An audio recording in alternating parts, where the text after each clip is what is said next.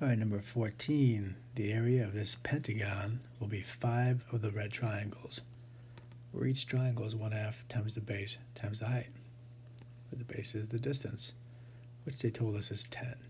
So 5 triangles, where each triangle is 1/2 times a base of 10, and then we just need the height. So the height is this dashed segment A. It's the height of our red triangle. So a full revolution is 360. We divide by the 1, 2, 3, 4, 5 central angles. Each central angle is 72. So when we cut it in half, we get 36.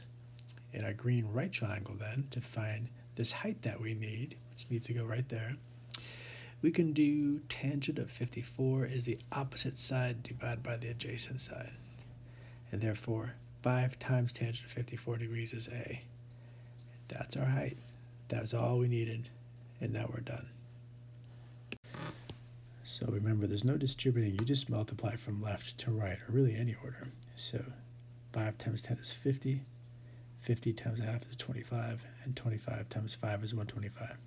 This is the exact answer, and this is the decimal approximation rounded to the nearest hundredth place.